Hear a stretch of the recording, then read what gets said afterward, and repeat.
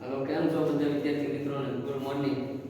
હવે આપણે જોઈએ મિલકતના હસ્તાંતરણના સુખાધિકરણના કાયદામાં 17મા નંબરનો ક્વેશ્ચન એકત્રીકરણ વિશે માહિતી આપો. એમાં જ્યારે કોઈ હસ્તાંતરના દસ્તાવેજો એવી સૂચના કરવામાં આવે કે મિલકતમાંથી ઉત્પન્ન થતી આવકને સંપૂર્ણ અગર અંશતઃ રીતે એકત્રિત કરવી અને એવું એકત્રીકરણ કરવાનો સમય હસ્તાંતર કરવાની જિંદગી અથવા હયાતી કરતાં લાંબો હોય અથવા હસ્તાંતરની તારીખથી 18 વર્ષ કરતાં વધારે હોય ત્યારે ઉપર કહેલા બે સમય પૈકી લાંબા સમય કરતાં જેટલા વધુ સમય માટે એકત્રીકરણની સૂચના મળેલ હોય તેટલી વધુ સમયની સૂચના વ્યર્થ ગણાશે અને એવો સમય વીતી જતાં તે મિલકત તથા તેની એકત્રિત થયેલી આવકને એવી રીતે વ્યય કરી નાખવામાં આવશે કે જાણે એકત્રીકરણની સૂચના હસ્તાંતરના દસ્તાવેજમાં હતી જ નહીં અને સૂચના પ્રમાણેનો સમય વીતી ગયો છે.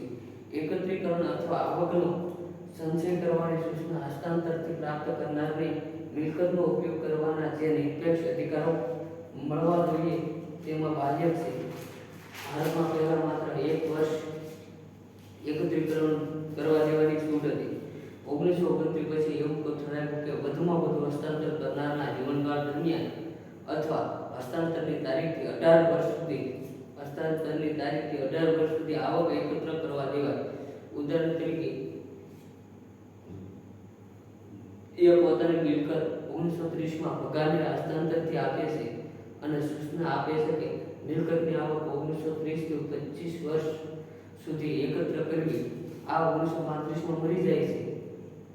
હસ્તાંતર કરનારના જીવનકાળ અથવા વધુમાં વધુ હસ્તાંતરની તારીખથી 18 વર્ષ સુધીની સૂચના યથાર્થ ગણાય છે. એટલે કે 1948 સુધીમાં આવકનું એકત્રીકરણ થઈ શકે.